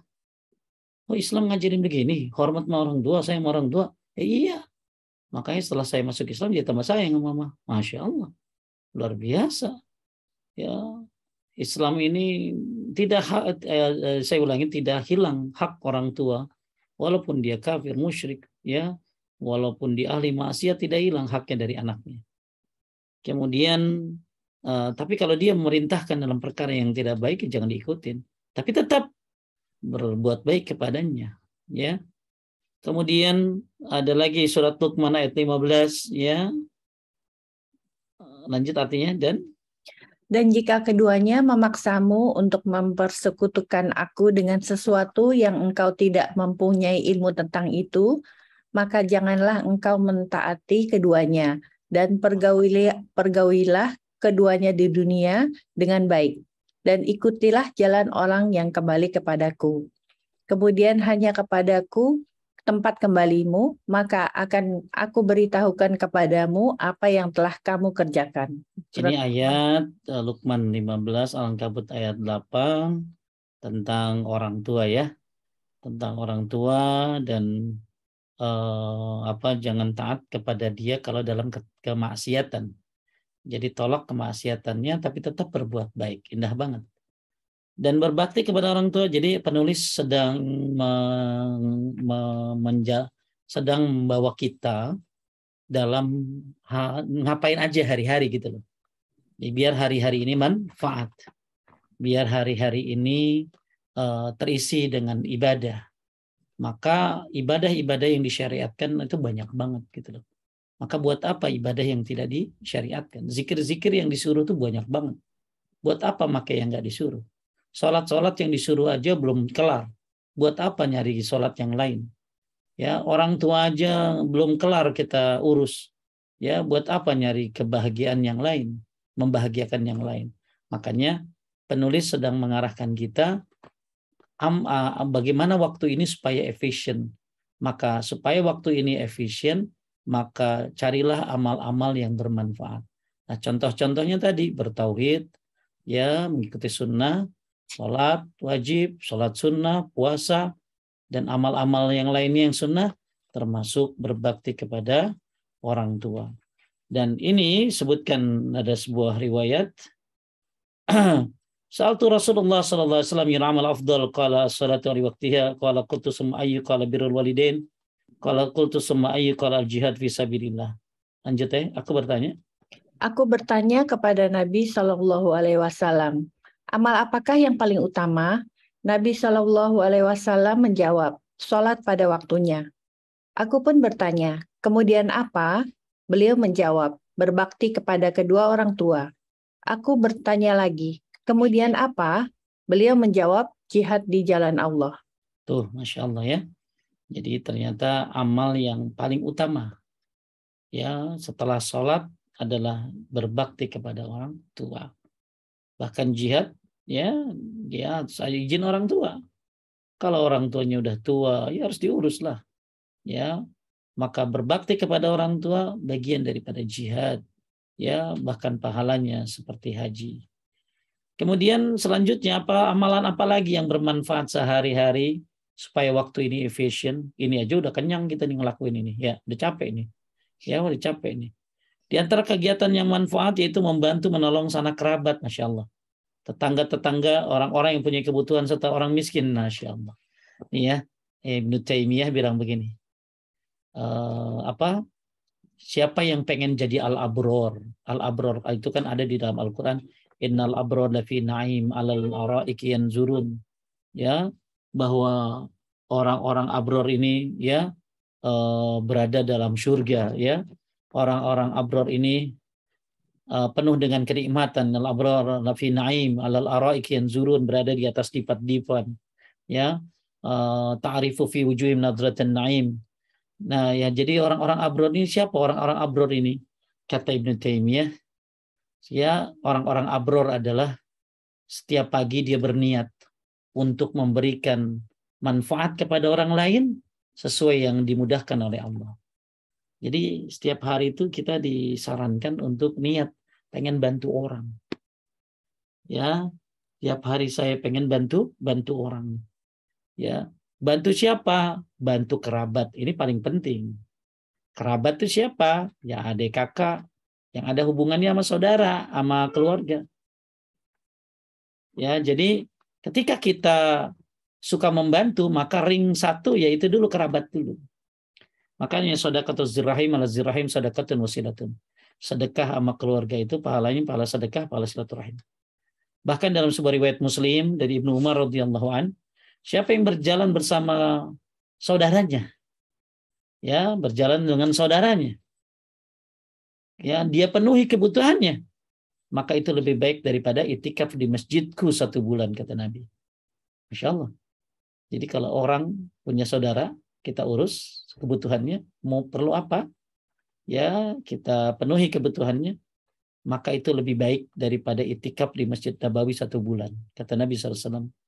Ya, dari Ibnu Umar radhiyallahu anhu diriwayatkan oleh Muslim.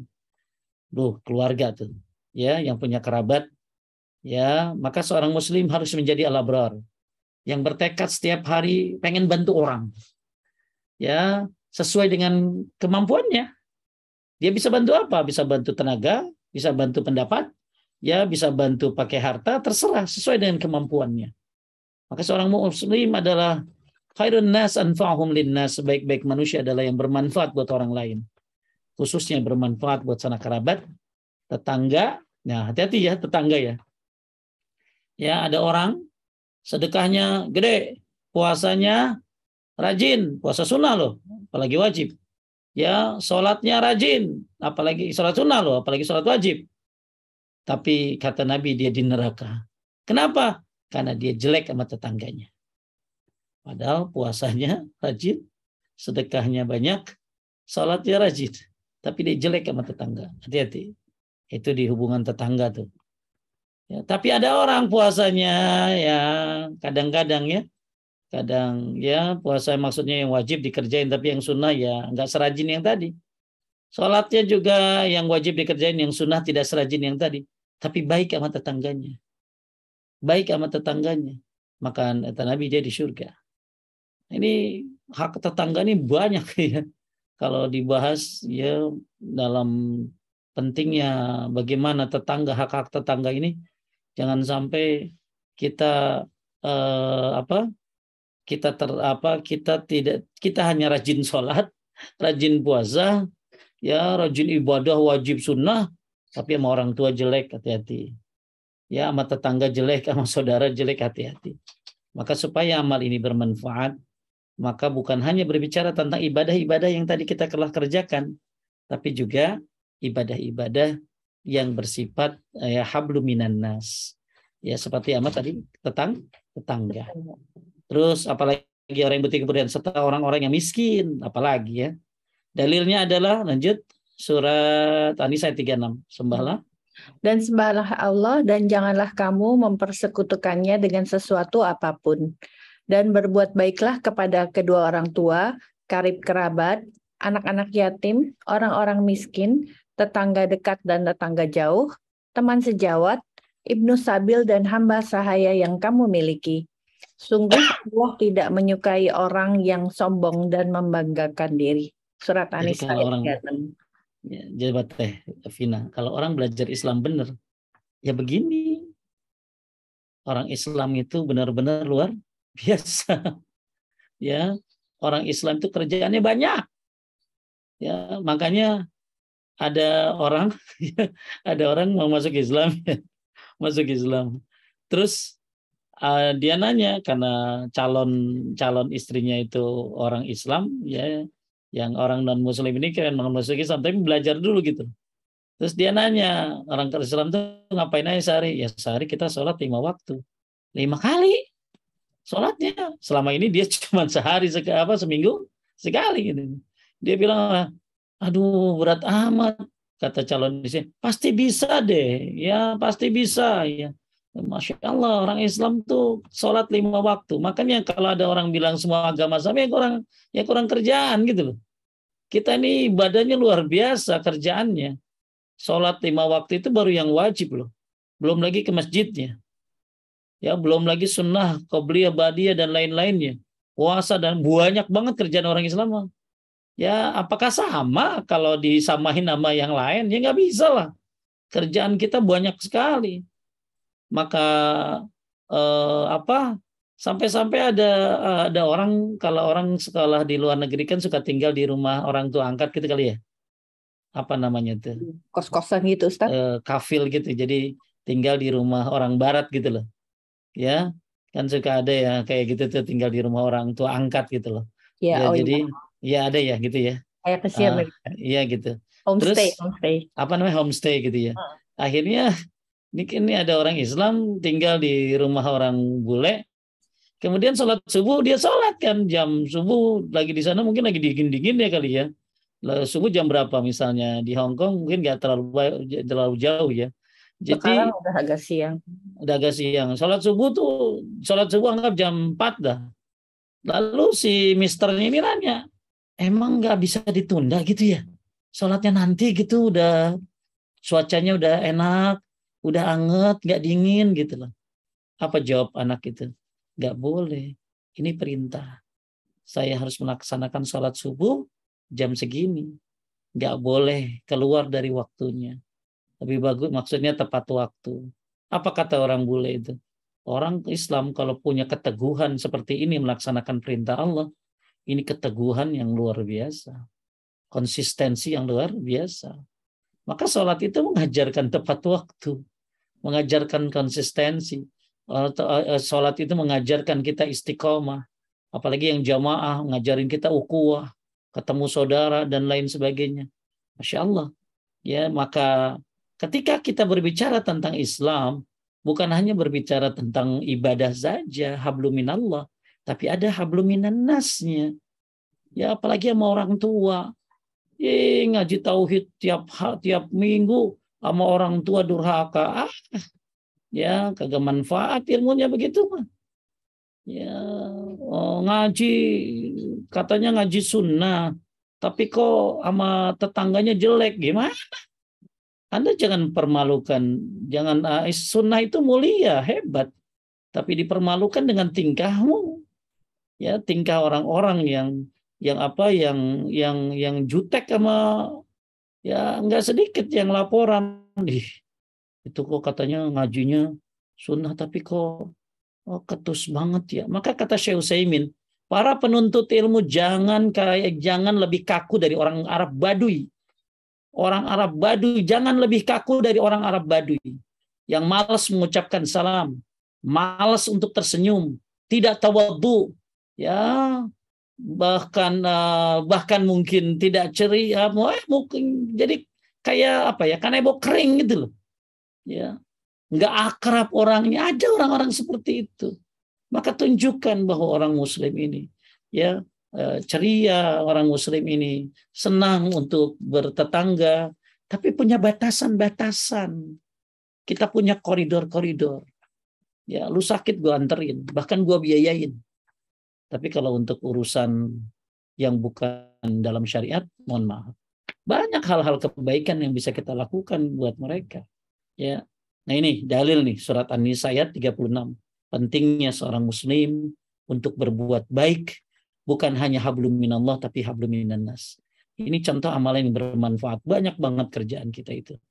Kemudian apalagi sini teman sejawat Ibnu Sabil ini musafir ya. Hamba sahaya. Kalau dulu hamba sahaya, ya kalau pembantu ya bukan hamba sahaya, bukan ya. Nggak boleh orang berbuat zalim sama hamba sahaya. Dan Allah tidak menyukai la yuhibbu man kana mukhtalan fakhura. Allah tidak menyukai orang-orang yang sombong dan membanggakan diri. Hati-hati ya. Makin menuntut ilmu, makin Nabi itu kalau ngomong tersenyum gitu. Ya, Nabi itu kalau ngomong tersenyum. Maka ada sahabat kalau ngomong tersenyum. Kenapa aku melihat Nabi begitu? Masya Allah. Nabi SAW mencontoh yang luar biasa. Ya, bukan hanya hablum minallah tapi hablum minan nasnya luar biasa. Taib kita lihat ya, tapi semua ada batasannya tentunya. Enggak akhirnya saking hablum minan nasnya, akhirnya segala apa diikutin, ya nggak bisa lah. Kita punya batasan-batasan. Orang Islam tuh keren gitu aja deh. Orang Islam tuh keren. Orang Islam tuh gaul. Orang Islam tuh benar-benar ya qarib, akrab. Kemudian Rasulullah SAW bersabda, lanjut, Barang siapa yang melapangkan satu kesusahan seorang mukmin dari kesusahan-kesusahan dunia, maka niscaya Allah akan melapangkan darinya satu kesusahan dari kesusahan-kesusahan di hari kiamat. Masya Allah. Ya, jadi sebenarnya gini, kita itu lebih butuh sama fakir miskin daripada fakir miskin butuh kita, betul? Iya. Kita lebih butuh mereka daripada dia butuh kita. Jadi jangan sombong.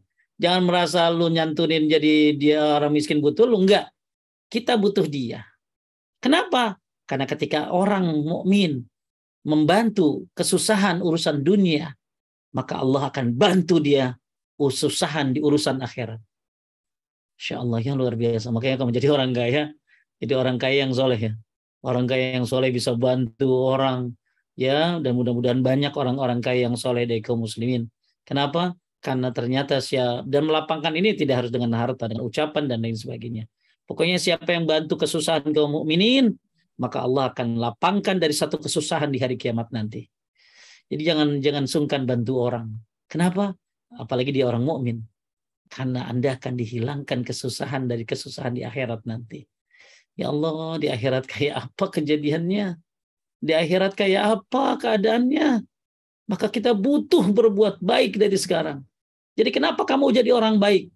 Bukan karena yang kita tolong baik, kan ada orang begitu. Saya nolong dia karena dia baik. Salah. Saya nolong dia, saya berbuat baik sama dia karena saya pengen jadi orang baik. Saya pengen jadi al-abrar. Saya pengen dimudahkan urusan akhirat saya nanti di sana. Apa kesusahan saudaramu? Apalagi susahnya saudara. Anda tolong kayak itikaf di Masjid Nabawi lebih baik daripada itikaf di Masjid Nabawi 1 bulan. Siapa yang pernah itikaf di Masjid Nabawi 1 bulan? Ya. Dan luar biasanya. Maka ketika ada orang sulit, kau tolong. Bukan hanya melegakan dirimu. Tapi ternyata kesusahan nanti di akhirat dirimu akan dikurangi oleh Allah. Akan dihilangkan. Maka makin banyak kau nolong orang.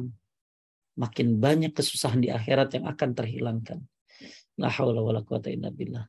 Orang mukmin kalau belajar benar-benar tentang Islam, dia akan hablum minallahnya pol, hablum minannasnya pol. Lanjut. Barang siapa memudahkan urusan orang yang kesulitan dalam masalah hutang, niscaya Allah akan memudahkan baginya dari kesulitan di dunia dan akhirat. Oh, maaf Ibu, saya belum bisa bayar kontrakan bulan ini. Ya nggak apa-apa. Maka ibu kayak sedekah misalnya dia sebulan 1 juta ya. Maka ibu kayak sedekah 1 juta itu sama dia. Ya. Dan ibu akan dihilangkan kesusahan nanti di dunia bahkan di akhirat. Allah mudahkan baginya dari kesulitan di dunia. Ya yassarallahu alaihi fid dunya wal akhirah. Siapa yang apa tadi? Ya, siapa yang suka mudahin urusan orang. Ya, dalam masalah apa tadi? Utang. Allah akan mudahkan dia urusan di dunia dan di akhirat. Ya kan ada orang ngutang ya nggak mau bayar, udah dah. Ya saya salut ya ada 2 orang dia ditipu 2 miliar Teh Vina. Lalu dia curhat sama saya. Jadi gimana Teh? Ya, terserah Bapak mau diapain? Dilaporin polisi? Apa gimana? Aduh, kalau laporin polisi mah kasihan Tat anak-anak. Jadi gimana? Udah saya ikhlasin aja. Masya Allah. Saya ternyata untuk masalah keikhlasan kita masih belajar sama dia tuh. Ya, 2 miliar Teh, bukan 2 juta.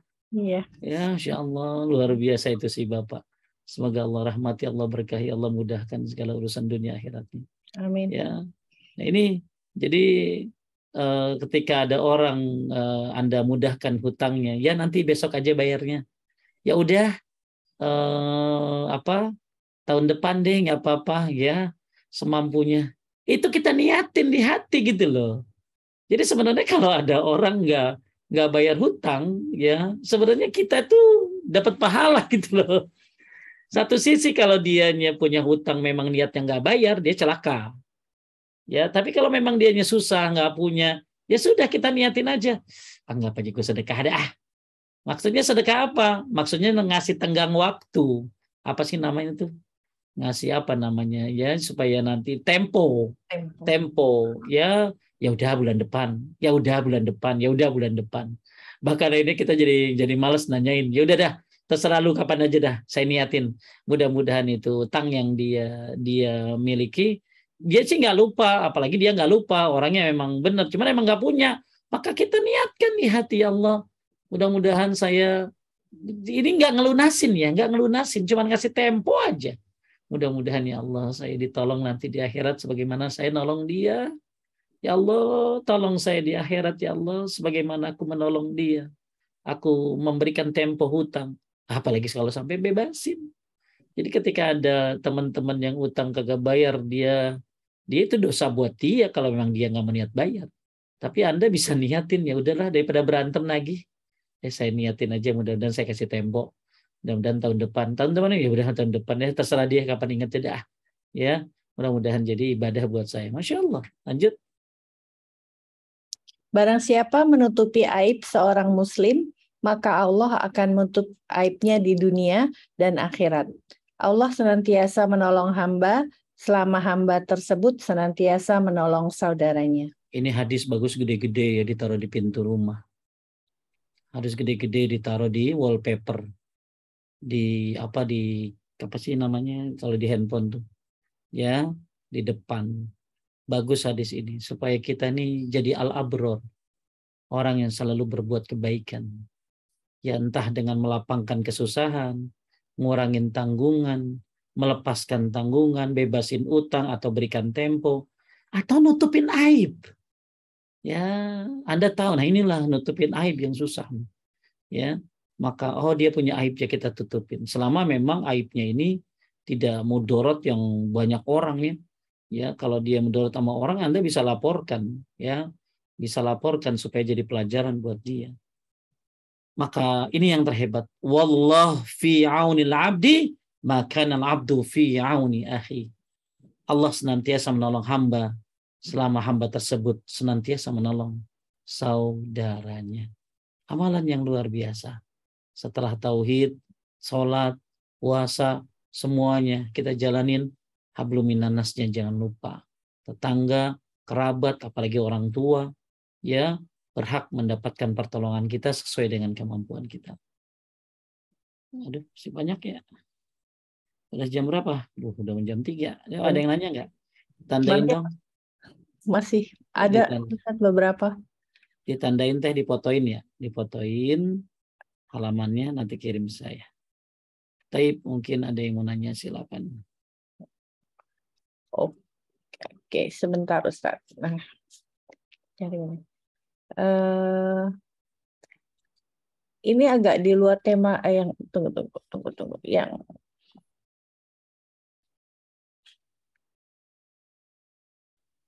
saya baca runut aja deh Ustaz ya. Taib.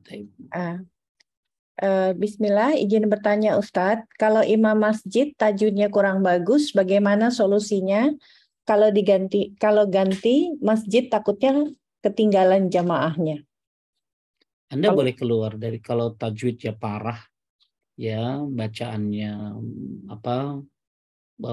hurufnya berubah, ya maka Anda bisa keluar dari sholat.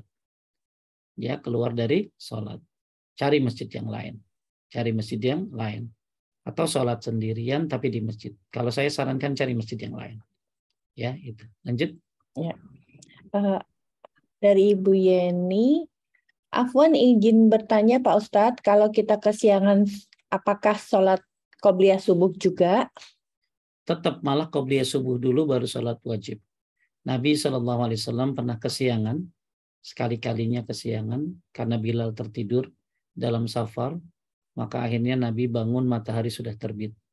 Maka Nabi qobliyah dulu baru subuh. Kenapa qobliyah dulu baru subuh, sholat subuh? Karena sudah terlambat.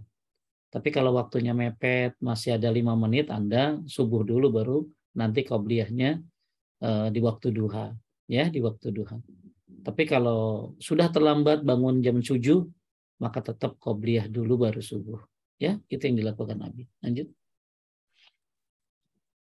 Pak Ustadz, sebenarnya waktu utama sholat tahajud itu jam berapa? Kalau dulu Ana dengarnya jam 2 sampai jam 3 dini hari. Tapi akhir-akhir ini Ana sering dengar di akhir waktu dini hari. Jadi sebelum mendekati waktu subuh kira-kira jam 4. Yang benar gimana? Ya memang kapan waktu akhir malam itu? Ada yang bilang dari jam 12. Ya, ada yang bilang dari jam 2. Pokoknya sebelum subuh aja. Anda kerjakan mampunya ya kapan. Ya, mau sekaligus dari jam 4 sampai subuh, bagus sekalian. Atau jam 2 lalu tidur lagi, lalu bangun nanti subuh. Ya, boleh juga. Jadi memang ada ikhtilaf tentang waktu kapan. Ada yang bilang dari tengah malam, ada yang bilang dari jam 2, ada yang bilang sampai, yang penting sebelum subuh. Tapi semampunya Anda lakukan yang mana. Kalau saya mungkin lebih cocok ya di jam 3-an ya, jam 3-an sampai subuh, sampai sebelum subuh. Itu termasuk waktu yang bagus. Apalagi waktu sahur jam 10-15 menit sebelum subuh termasuk waktu yang bagus untuk baca istighfar. Lanjut. Terus ada yang bilang kalau puasa Daud tidak dilakukan oleh Rasulullah karena Rasul menggantinya dengan puasa Senin Kamis dan ayam baik. Salah kayak begitu. Nabi yang ngomong puasa Daud itu puasa terbaik gitu loh. Okay. Jadi jangan bilang Nabi. Jadi gini ya, kita itu jangan bilang sunnah itu apa yang dilakukan Nabi. Sunnah itu bukan hanya yang dilakukan Nabi, tapi apa yang diucapkan oleh Nabi atau ditetapkan oleh Nabi. Jadi kadang-kadang orang kita bilangnya sunnah puasa Nabi Daud itu nggak dikerjain oleh Nabi. Ya memang nggak dikerjain oleh Nabi. Ya kayak gini lah, nggak dikerjain oleh Nabi. Puasa Nabi Daud itu nggak dikerjain oleh Nabi, itu dikerjain Nabi Daud. Tapi Nabi ya menyatakan puasa terbaik itu puasa Nabi Daud gitu loh. Berarti kalau itu berarti ucapan gitu loh. Dan ucapan itu berarti apa? Sunnah. Ya. Jadi yang namanya sunnah itu bukan hanya apa yang dilakukan Nabi, tapi yang namanya sunnah itu adalah apa yang diucapkan oleh Nabi dan apa yang ditetapkan oleh Nabi. Misalnya qobliyah subuh setelah subuh. Nabi diam ketika ada sahabat yang Nabi bertanya kepada sahabat yang qobliyah subuh habis subuh. Ternyata dia bilang, saya belum qobliyah subuh. Maka saya kerjakan habis subuh. Maka Nabi diam, berarti boleh gitu loh. Jadi jangan salah paham. Sunnah itu bukan hanya yang dikerjakan oleh Nabi. Tapi sunnah itu apa yang diucapkan oleh Nabi. Dan Nabi mengucapkan puasa terbaik adalah puasa Nabi Daud alaihissalam. Saya nggak tahu ya ada ulama siapa yang bilang kalau puasa Nabi Daud itu nggak disyariatkan. Saya nggak tahu. Coba kasih saya ulama siapa dia. Ya, setahu saya kebanyakan ulama melevelkan puasa terbaik itu dimulai dari puasa Nabi Daud dulu. Gitu. Baru Senin Kamis. Baru puasa Ayyamul Bid. Jadi justru ini jadi tahapan yang mampu Nabi Daud silakan. Yang nggak mau ya Senin Kamis. Yang nggak mau ya Ayyamul Bid gitu loh. Ya, yang nggak mau ya minimal dia puasa yang penting-penting seperti Ramadan, 9 Zulhijjah, Arafah gitu loh. Jadi saya sering bahas di bahasan fikih ya tentang puasa.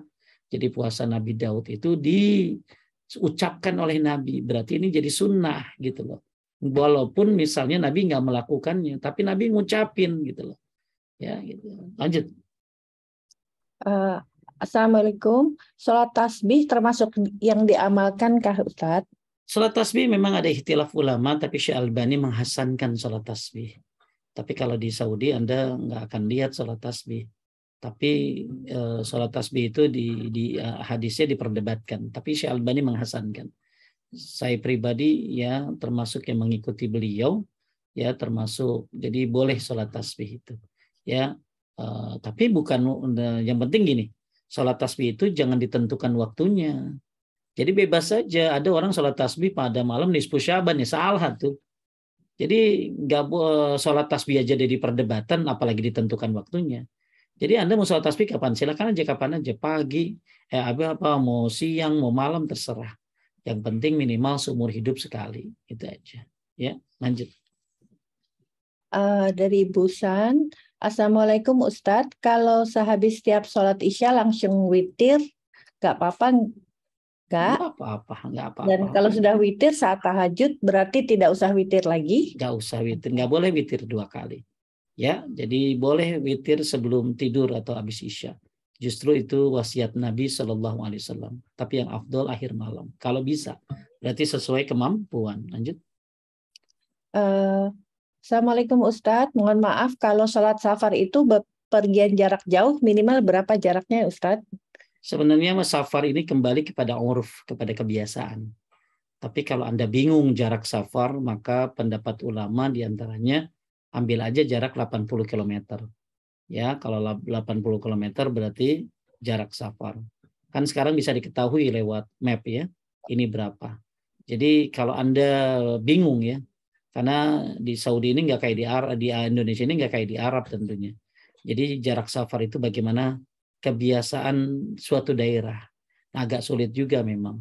Maka kalau misalnya bingung jarak safar kayak apa, karena memang perdebatan tentang masalah jaraknya, maka ambil saja 80 km. Ya, lanjut. Ya. Assalamualaikum Ustadz, mohon izin bertanya dalam melaksanakan puasa Nabi Daud, apakah ada batasannya? Kalau terhenti karena hal-hal yang tidak terduga, apakah ada tata cara memulainya lagi atau bisa kapan saja? Jazakillah khair Ustadz. Soal puasa Nabi Daud itu ya bagusnya dirutinkan ya. Nah, dirutininnya bisa mungkin ya terus-terusan karena yang bagus kan amal itu sedikit tapi terus-terusan ya. Amal itu sedikit tapi terus-terusan. Jadi kalau misalnya bisa diterusin ya terus bagus ya. Sampai setahun misalnya bagus banget itu ya. Jadi kalau Anda pengen lakukan amal yang jarang ya puasa Nabi Daud. Cuman hati-hati ya, kalau perempuan kan kalau ada suami ya harus izin dulu ya puasa sunnah. Jadi yang bagus puasa itu ya Senin Kemis bagusnya dirutinkan. Karena Nabi itu senang amal itu sedikit tapi dirutinkan. Ya, lanjut. Assalamualaikum Ustadz, gimana kalau tetangganya non-Muslim? Apa berlaku sama dengan yang Muslim? Ya, tetangga itu ada 3. Tetangga yang saudara adik kakak, maka dia punya 3 hak. Hak keluarga, hak tetangga, hak saudara. Saudara muslim maksudnya. Hak adik kakak, ya hak keluarga, hak saudara muslim, hak tetangga. Adalah kalau tetanggaan adik kakak, ya, atau sama orang tua. Ada juga tetangga punya 2 hak, yaitu sesama muslim tetanggaan. Maka dia punya hak muslim, hak saudara muslim, dan hak tetangga. Kalau orang kafir punya 1 hak, hak tetangga saja. Ya, maka tetap harus berbuat baik. Dia punya hak tetangga. Lanjut. Ustadz izin bertanya, berarti kita tidak boleh berdoa panjang di sujud dan sebelum salam pada saat qobliyah subuh ya? Kalau Ya, Rasul Shallallahu Alaihi Wasallam kakinya bengkak karena salat, bukankah itu karena sholat sunnah yang lama, Ustadz? tahajud itu kan. Bedain antara tahajud sama qobliyah subuh, Ibu. Ya, kalau qobliyah subuh sunnahnya cepat. Kalau tahajud Anda berlama-lama boleh tuh, ya. Jadi bedain antara sholat qiyamul lail tahajud dengan sholat qobliyah subuh. Kalau qobliyah subuh sunnahnya cepat. Tapi kalau tahajud ya bagus lama-lama. Lama dirinya, lama rukunya, lama sujudnya, malah semuanya lama bagus. Itu yang the best. Ya, jadi ada waktu-waktunya. Lanjut. Assalamualaikum, izin tanya Ustadz, bagaimana kalau teman sering minta bantuan kirim uang tapi selalu bilangnya pinjam, padahal sudah bisa dipastikan tidak akan membayar? Apakah kita perlu mengingatkan jangan bilang pinjam lagi, tapi langsung saja minta bantuan? Justru kalau dia minjam bagus ya. Karena jadi gini, siapa yang minjem uang lalu bertekad untuk mengembalikan, maka Allah akan memudahkan urusan, memudahkan dia. Tapi kalau dia niatnya pengen bayar, pengen cuman nanti juga diikhlasin, maka dia akan celaka. Jadi kalau misalnya dia bilang minjem itu bagus, berarti dia ada beban untuk mengembalikan. Nah, masalah Anda mengikhlaskan itu urusan Anda. Jadi minjem ya, mudah-mudahan kita berhusnuzon dia ada tekad mau balikin gitu loh. Tapi kalau misalnya ternyata dia nggak balikin dan udah jadi kebiasaan, itu kembali kepada Anda. Ya udah saya ikhlasin aja. Masalah dia niatnya apa itu urusan dia. Kalau ternyata dia bayar, alhamdulillah. Nggak bayar ya saya juga nggak apa-apa gitu loh. Ya, jadi kalau dia nggak bayar itu kembali ke kita. Ya, mengikhlaskan atau tetap menagihnya. Kalau ngingetin boleh-boleh aja. Ya, tapi kalau dia niatnya benar, wah Allah mudahkan insya Allah. Lanjut. Ustadz, lebih afdol mana sholat witir setelah Ba'diyah Isya atau setelah tahajud di sepertiga malam? Ya bagusan setelah tahajud dong. Ya, yang terbaik sholat witir itu di akhir malam juga. Ya, tapi kalau yang nggak mampu ya habis Isya atau sebelum tidur. Jadi di sini Nabi memberikan pilihan, yang sanggup, yang bagus ya akhir malam. Kalau nggak sanggup ya setelah Isya atau sebelum tidur. Lanjut. Afwan, Ustadz ingin bertanya, pada saat iktidal tangan sebaiknya bersedekap atau apa dalilnya? Ada tidak, Ustadz? Ada dalilnya ya, ada sahabat Nabi Shallallahu Alaihi Wasallam kalau misalnya melihat Nabi berdiri itu melihatnya Nabi bersedekap. Ibu lihat di kitab Salatul Mu'min, ensiklopedia salat jilid 1, bab i'tidal. Nabi, jadi sahabat Nabi itu kalau lihat Nabi i'tidal itu tangan, kalau lihat Nabi berdiri itu begini. Nah, berdiri itu kan ada 2 dalam salat itu. Lagi berdiri habis takbiratul ihram, berdiri setelah ruku. maka itu dijadikan dalil bahwa bersedekap setelah ruku, ya, sami Allahu liman hamidah. Yang melakukan itu Syekh bin Baz, Syekh Utsaimin. Tapi kalau dan termasuk di kitab ensiklopedia salat, ya, termasuk saya juga melakukan itu. Tapi kalau yang nggak begitu nggak apa-apa, ya, Syekh Albani nggak begitu. Kalau Imam Ahmad bebas, ya, mau di sini, mau tangannya selonjor nggak masalah, ya, dua-duanya dibolehkan, ya. Lanjut. Assalamualaikum Ustadz, izin bertanya, batasannya sampai mana kita harus membatasi diri untuk bergaul yang tidak ada manfaatnya? Karena nanti dikira tidak mau bersosialisasi atau sombong. Tapi memang sepertinya saya melihat tidak banyak kebaikan karena hampir semua melalaikan sholat pada saat waktu sholat. Ya, kita harus punya, dalam arti kata say hello kan nggak masalah, ya. Hai, apa kabar? Assalamualaikum, sehat, gitu ya. Tapi kalau untuk nongkrong, duduk-duduk nanti dulu. Ya, ada manfaatnya enggak gitu loh. Ya, jadi Anda stay dulu sebentar. Oh, apa nih? Ini ada urusan gitu loh. Jadi ya yang penting tugas kita selesai. Satu, kita berbuat baik sama dia, tersenyum sama dia, ya, berkata-kata baik sama dia.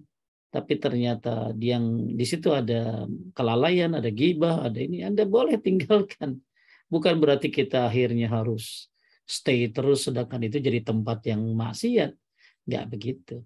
Jadi kita tetap ketemu, oh ya tetap baik, tapi kemudian ketika di situ ada terjadi kemaksiatan, afwan ya, jalan dulu ya, seperti itu. Bahkan kalau bisa kita jadi pengingatnya. Sholat dulu yuk, sholat dulu ya. Siapa tahu jadi dakwah buat dia. Ya, atau suatu saat, atau kalau memang mental kita Anda kuat, ya dakwahkan mereka. Kalau nggak kuat, ya tinggalkan mereka. Tapi tinggalkan mereka dengan senyuman. Ya, tinggalkan mereka dengan pesan-pesan yang baik gitu. Suatu saat Anda akan dicari oleh mereka. Mungkin saja mereka pengen tahu jadwal Ustadz, pengen tahu ya nasihat darimu, kemana solusinya. Allahu a'lam. 1 menit lagi ya. 1 menit lagi, oke. Ini sebenarnya ada 2 tuh Ustaz, tapi saya cepat aja Pak. Bagaimana cara tagih hutang ke saudara untuk kesekian kalinya karena tiap ditagih tidak pernah direspon? Ya, yang penting tugas kita ngingetin, terus bagus juga kasih buku sama dia. Ya, Bahaya Hutang. Ibu beli buku Bahaya Hutang, judulnya Bahaya Hutang dari Pustaka Taqwa, karya Ustadz Yazid bin Abdul Qadir Jawas. Anda beli, itu bagus banget buat para penghutang biar sadar. Ya, betapa beratnya hutang itu, kasih aja. Tapi dibarengi dengan nastar dulu. Ya, dengan buku zikir pagi sore. Biar jadi apa tadi? Biar jadi apa? Biar jadi nggak terlalu tegas gitu loh. Biar dia ngasih hadiah, ada buku selipan. Itu. Lanjut. Ya, yang terakhir deh Ustadz kayak gitu. Tadi Ustadz bilang pekerjaan sehari-hari bisa diniatkan untuk menjadi ibadah. Nah, niatnya ini apakah harus setiap kali kita mau melakukan atau sekali saja cukup? Misalnya pagi-pagi gitu Ustadz. Setiap pagi dan setiap dirimu berubah. Ya, setiap pagi kita niatin ini ibadah. Begitu berubah jalur, niatin lagi ibadah. Karena kan suka berubah-berubah jalur itu. Ya, setiap pagi dan setiap jalurnya berubah. Bisa jadi berubah karena keadaan, karena emosi. Ya, maka diingetin lagi. Terima kasih Bapak Ibu sekalian karena sudah mau asar. Mohon maaf kalau ada kesalahan dan kekurangan. Di sini 3 menit lagi asar. Terima kasih buat para pengurus Majelis Taklim Overseas Mengaji. Mudah-mudahan menjadi amal jariah buat para pengurus. Kita tutup dengan doa kifaratul majlis. Subhanaka Allahumma wa bihamdika asyhadu an la ilaha illa anta astaghfiruka wa atubu ilaik. Wassalamualaikum warahmatullahi wabarakatuh. Alhamdulillah, terima kasih atas kajian hari ini Ustadz. Semoga kita semua bisa mengamalkannya. Jazakumullah khair, barakallahu fiik atas partisipasi jamaah sekalian. Mohon maaf atas segala kekurangan. Insya Allah kita berjumpa lagi pada kajian yang akan datang. Terima kasih pada semua pihak yang telah membantu terlaksana kajian pada hari ini. Taqabbalallahu minna wa minkum. Saya selaku host dari Majelis Taklim Overseas Mengaji izin mengundurkan diri. Assalamualaikum warahmatullahi wabarakatuh.